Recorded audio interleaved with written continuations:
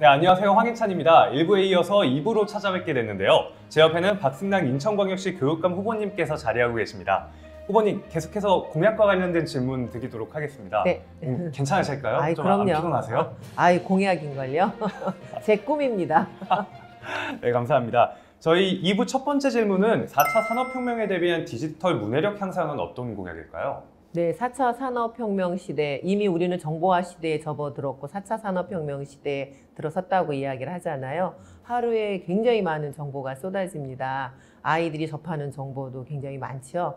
그런데 단순하게 암기하던 그런 시대가 아니라 이 많은 정보 속에서 진위를 가려야 하는 그런 이제 판단력이 굉장히 중요한 시대가 되었습니다. 그래서 아이들이 정보를 보고 어떤 것이 옳고 그른지 또 내가 지금 활용하기에 적절한 정보가 어떤 것인지를 잘 판단을 해야 창의력까지 이어질 수 있거든요. 그래서 우리 아이들에게 올바르게 디지털 플랫폼을 이용하고 또 좋은 컨텐츠를 활용할 줄 아는 그런 능력을 키울 수 있는 그런 디지털 문해교육을 실시할 예정입니다. 정보 문해력을 키워서 선별적으로 아이들이 정보를 접할 수 있게 하겠다는 네. 공약인 것 같은데요. 실질적으로 정말 우리 아이들의 교육에 직접적인 연관이 되는 공약들이 많으신 것 같아요. 아무래도 현장에 있었기 때문에 현장에서 느낀 그런 문제들, 그 다음에 필요하다고 하는 것들, 그런 것에 대한 고민을 많이 한 시간이 있기 때문에 가능하겠죠. 네. 4차 산업혁명에 부합하는 진로교육과 직업계고 개편도 계획하고 계시죠? 네, 진로교육, 대입교육이라고 이제 말씀을 드릴 수 있겠는데요. 대입을 위해서는 학생들이 그 대입 관련 정보를 정확하게 파악하고 있는 부분들이 필요합니다. 그래서 찾아가는 대학 입시 설명회라든가 아니면은 지금 현재 인천에서 이제 잘 진행되고 있는 마중물이라고 하는 프로그램이 있어요. 대입을 지원하기 위한 프로그램인데 지금은 인천시 교육청에만 마중물 프로그램이 운영되고 있는데 5개의 지원청에도 마중물 프로그램을 운영해서 보다 많은 학생들이 프로그램을 접할 수 있도록 기회를 확대하려고 합니다. 그 마중물 속에 특히 더 중요한 것은 진학 상담 교사들의 전문성 있는 전문성을 높이는 일이 필요하고요. 그렇게 이제 높은 전문성을 가진 진로 교사들이 학생들 혹은 학부모님들을 상담을 하면서 학생들에게 맞는 그런 대학 입시 전략을 해주는 것도 굉장히 중요하거든요. 그래서 마중물 프로그램 속에 진로 교사 그리고 상담 교사를 상주하게 해서 학생들과 학부모님들께 도움을 주려고 하고 있고요. 그리고 이제 특성화고 같은 경우에는 지금 인천의 특성화고 교육들이 굉장히 많은 그런 영역에서 자기가 적성에 맞는 그런 취업을 할 수 있는 교육을 받고 있는데 보다 더 많은 지금 현재 없고 앞으로 생길 직업에 관한 그런 것들도 연구를 해서 더 많은 학과를 이제 개설을 해야 하고요. 그 다음에 인천에는 굉장히 많은 산업 부분들이 있고 많은 산업체들이 있습니다. 그 산업체들하고 보다 더 연결될 수 있도록 그래서 학생들이 취업을 하는데 보다 더 쉽고 용이할 수 있도록 그런 산업체와 연결된 그런 특성화 고등학교를 운영하려고 합니다. 네, 저는 특성화고를 졸업을 했는데요. 그러다 보니까 이제 후보님의 말씀이 더 이렇게 되면 정말 좋겠다라고 다가오는 것 같습니다. 네, 저도 특성화고 출신입니다. 네, 저도 반갑습니다. 인천여상 출신입니다. 네.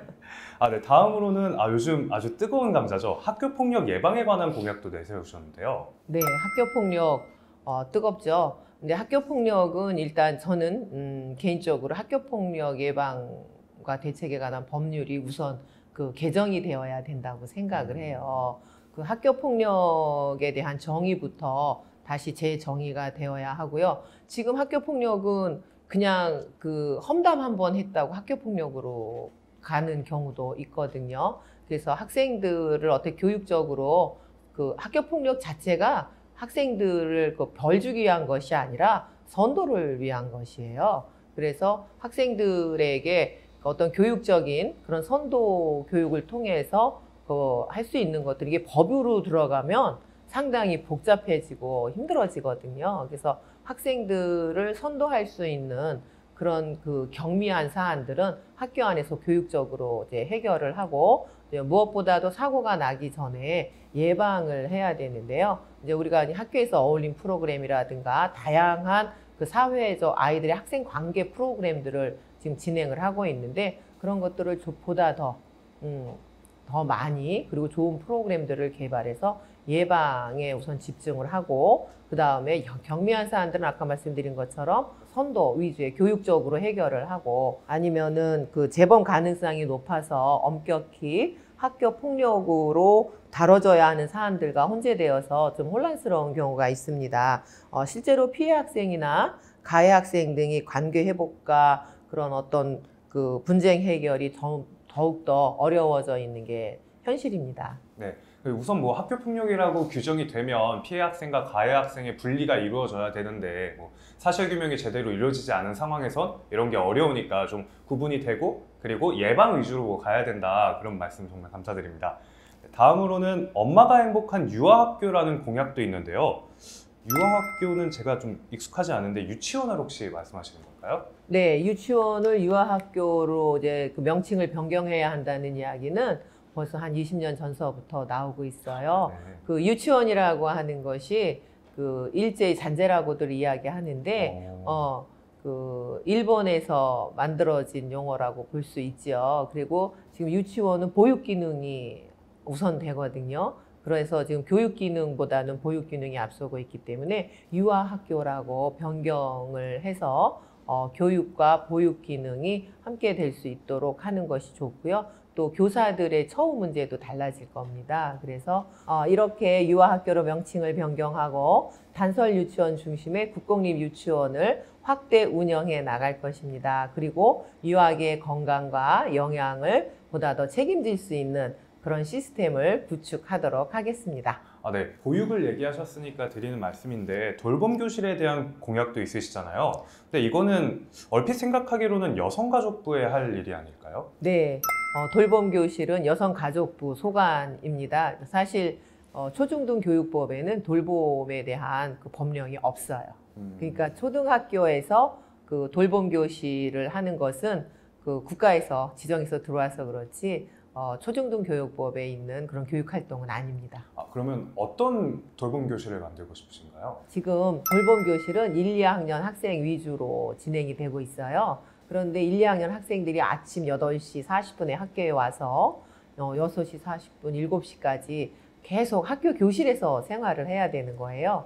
그래서 제가 생각하기에는 아이들이 학교 교실보다는 가정처럼 안락하고 편안한 곳에서 돌봄이 이루어져야 된다고 생각을 해요. 그래서 지자체에서 그 운영하는 그런 그 지역 아동 돌봄 센터처럼 가정 가까운 집과 가까운 곳에 지역 아동 센터처럼 돌봄 시설을 많이 만들고 그곳에서 아이들이 편안하게 그런 그 돌봄을 받고 오후에서 가정 생활을 하는 것처럼 지내야 한다고 생각을 합니다. 그래서 지방자치단체 중심의 그 주민 생활 밀착형 초등 돌봄 시스템을 구축이 필요하다고 생각을 합니다. 그동안 이렇게 계속 생각해 오면서 주변 여러분들한테도 말씀을 드렸던 건데요. 우리가 아파트 단지와 같은 공동주택을 지을 때 돌봄 교실을 의무적으로 짓도록 하는 그런 그 법률도 필요하다고 생각해요. 이제 물론 그 법률을 제가 어떻게 만들 수 있는 건 아니지만 돌봄 시설을 함께 짓는다면 아이들이 보다 더 안전하고 편안한 돌봄을 받을 수 있지 않을까 하는 생각을 합니다. 네. 그런 돌봄 교실이 정말 실현이 된다면 학부모님들도 정말 안심하고 아이를 맡길 수 있겠네요. 그러면 교육청 규모를 줄이겠다는 공약을 질문 드리려고 합니다. 혹시 이유가 있으실까요? 네, 작은 교육청 이야기를 했는데요. 인천에는 그 인천광역시 교육청과 5개의 교육지원청이 있습니다. 그런데 지금 현재 하는 일들이 별로 대동소이해요. 전체를 관장하느냐, 지역을 관장하느냐의 차이밖에 없습니다. 그래서 시교육청은 사실 교육을 기획하고 또 정책을 연구하고 수립하고 평가를 하는 일을 하면 되거든요. 그래서 그렇다면 교육청이 굳이 클 필요가 없어요. 그래서 작은 교육청으로 해서 그 정책을 입안하고 평가하는 일을 하고, 그리고 지원청에서는 그 정책을 계획을 수립해서 학교를 지원하는 일을 해야 되겠죠. 그래서 업무라든가 이런 부분들을 확연하게 구분을 하고, 각 지원청은 지역에 맞는 교육 정책을 실현하면서 나름의 색깔을 펼 수 있고, 또 학교는 그러한 그 정책을 기반으로 학교 나름의 특색을 살릴 수 있는 교육 자치를 구현해낼 수 있다고 생각을 합니다. 그래서 역할을 정확하게 구분하는 그런 작은 교육청을 구현하고자 합니다. 네, 그럼 이어서 교육재정 개편에 관한 이야기도 한 말씀 부탁드리겠습니다. 네, 실효성이 부족한 불필요한 예산 낭비를 줄이려고 합니다. 그리고 그 예산은 우리 아이들의 그 교실의 실질적인 변화를 가져올 것입니다. 자사고와 외고, 국제고와 같은 특목고를 일반고로 전환하는 데도 사실 비용이 많이 들거든요. 그러니까 자사고, 외고, 특목고는 사실 학부모나 학생들이 그대로 유지되기를 원하는 분들이 많으세요. 그 특목고는 특목고대로 유지를 하면서 특목고를 없애는 예산으로 일반 고등학교의 역량을 강화하고 교육의 질을 향상시킬 수 있도록 그 예산을 쓰는 것이 보다 더 실용적이라고 생각을 합니다. 그리고 예산을 효율적으로 이용을 하면 학급당 학생 수도 줄일 수 있고, 개별 맞춤형 그 학습 지도를 하는데도 예산을 쓸 수 있어서 보다 많은 교육적 효과를 가져올 수 있을 거라고 생각을 합니다.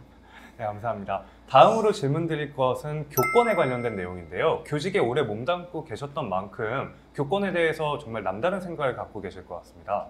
네, 교권 굉장히 중요하지요. 교권, 우리 사회자님은 교권이 뭐라고 생각하세요? 어떤 것을 교권이라고 생각하세요? 저는 교사도 학생처럼 인권을 존중받을 수 있는 것이 교권이라고 생각을 합니다.